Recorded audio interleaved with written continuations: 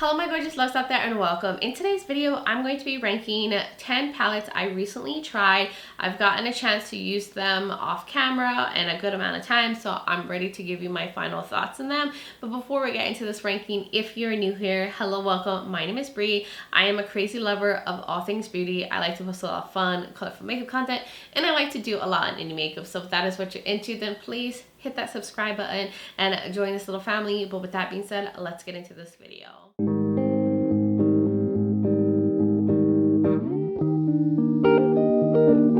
So loves, I have a bunch of palettes to go over, 10 here. I try to keep these rankings small because if I let it get too big, it makes it harder for me to rank them. So if I keep it in like a smaller amount of palettes to go over, it helps me out. That's why I try to keep it, at 10. Try not to go past that number.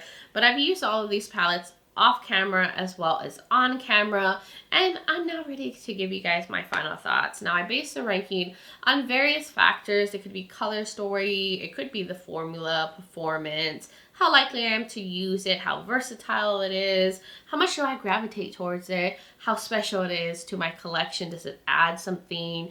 I just use those different factors to base them on. So if something's at the bottom of the ranking, it's not necessarily a bad palette, it's just not one that I like as much as other ones. But I'll give you all that info as we go through the ranking. Now before we get into all of the palettes, I did want to mention that I did film this look. I love it, and I think the video of me putting this look together will be up before this ranking. I think it will be, but if it already is, I'll link below. I'll put it up in the corner. I have the Gourmande Girl's Calavera palette on. A stunning palette, and I love this look so much. But just wanted to mention that in case you're curious on how I put this together. But now we can get into the ranking. So at the bottom of the ranking, it's really more of the color story and a little bit of a quality thing, just a little bit. So it is the Unearthly Cosmetics Paleo palette. It is more of a nudie palette with blues, like a half nudie, half blue palette. And this has been done a million times before. Not my usual color story, but I still think it's pretty, and I wanted to try this palette because it's Cleona. I love them. And overall, I think it's really nice. I love the shimmers the most in this palette.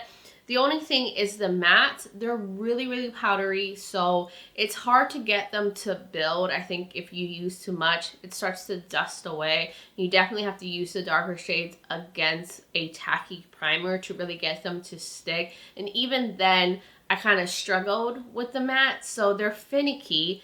I think it's just because they're way too powdery, but overall, I really like this palette. It's just not my go-to color story, but I love mixing it with other palettes. I've mixed it with the other Cleona palettes, and it's a beautiful palette to pair with other things within my collection. So I love it, and a lot of like my half blue, half brown palettes I've gotten rid of. So this has replaced that within my collection.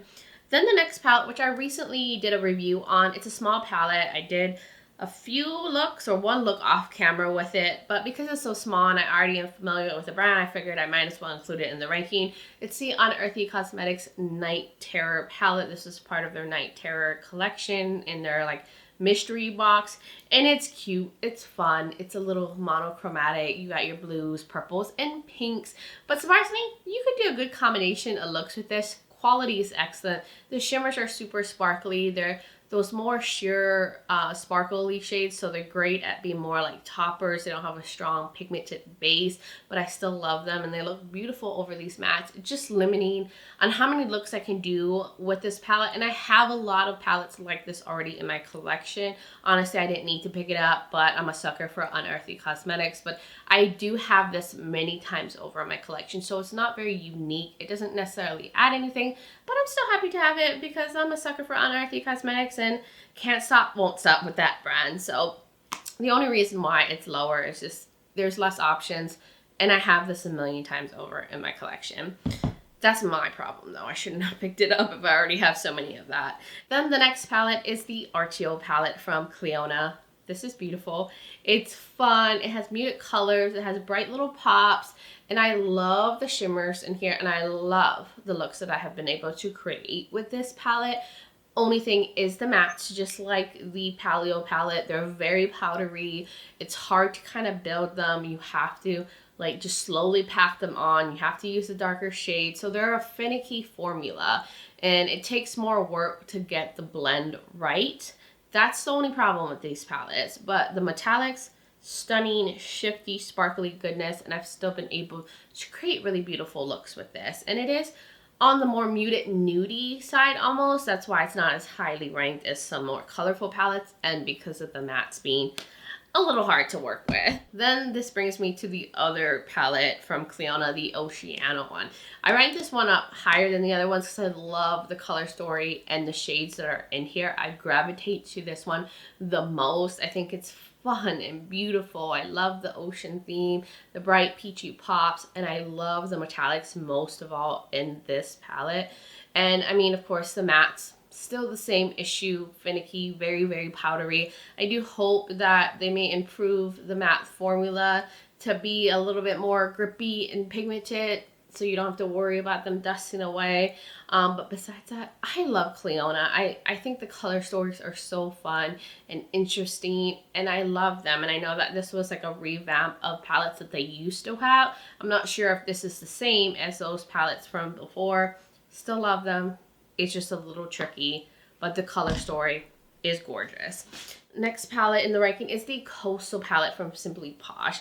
This color story kind of reminds me of the Archeo palette from Clionadh, and it is a more muted color story, but I rank this higher than the other palettes because I think the matte formula is better in this one, easier to use, easier to build and blend, no issues with them.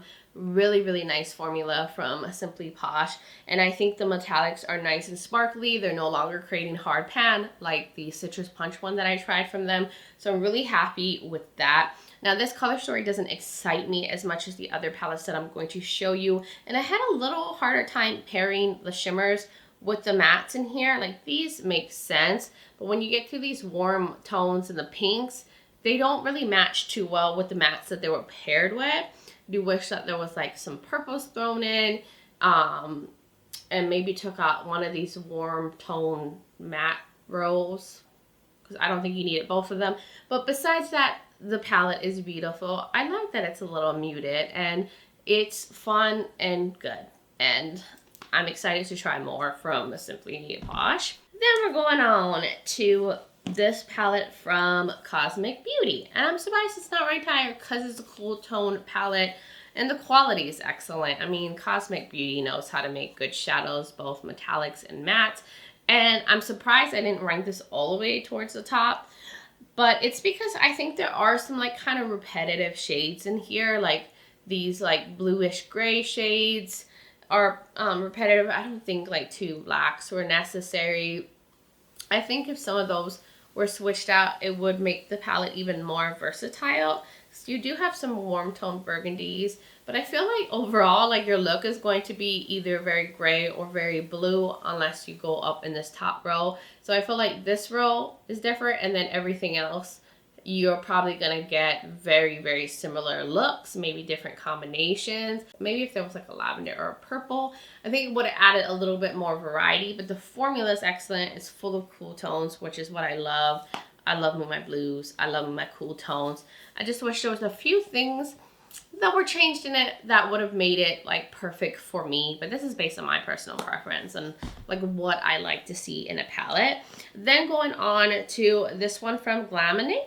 This is the Barely Basic palette, which is so true. This is not a basic palette at all. It's grungy. It's a perfect fall color story. The metallics in here, so sparkly. These iridescent shades are so shifty. You can use them as highlighters. The mattes are excellent in here, but Gourmande always comes through with their formula. I think the only palette I recently tried was the pastel one that I kind of struggled with some of those mattes, but that was like the only one. Everything else I've ever tried from them has been excellent. Pigmented, buttery goodness.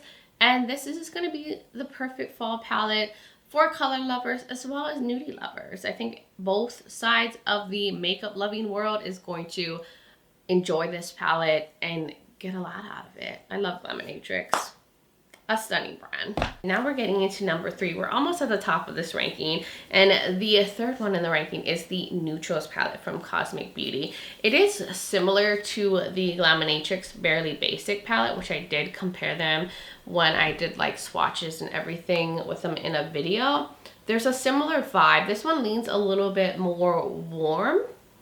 But I don't know, something about this one. I think because it also includes like some mustardy shades, like orangey tones, and like a variation within like the purples. That one's a little bit more plum, one's a little bit more of like a warm purple in here, and I like the add of like the neutral tones mixed in. So I feel like you can just do a little bit more with this palette and get a little bit more variety. You can go into the plums, you can go into the nudie shades, you can do the mustards.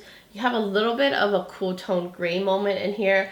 And I love the sparkly shades. You have an iridescent one, but you also have like a really intense multi-chrome that's so creamy. You have these metallics that are super sparkly. So there's just something about this that I like a little bit more than the Glaminatrix, but they're both beautiful. I mean, they're neck and neck. They honestly could be in the same spot, but for ranking sakes, I put this one up just a little higher because I just love this just a little bit more. Now going into number 2 in the ranking, and I've recently showed this on my channel. I did 2 looks with it. I also did a look off camera, and after that I was like, I already know how I feel about this palette. I am sold on it, and it's the Gargoyle palette from Unearthly Cosmetics. It's really beautiful. It's full of cool tones, but there are some nudie tones thrown in, a little bit of warmth. Now there are similarities to this one and the Cool Trolls palette from Cosmic Beauty. I'll show you guys those next to each other. Very, very similar. The only thing is this one has a little bit of repetitive shades, a lot of those grayish tones, and this one has a little bit more variety, and I think I love the shimmers in this one even more. There's like holochrome shimmers in here, like ones that have just multicolored sparkles in them, and I love that there's an addition of minty tones.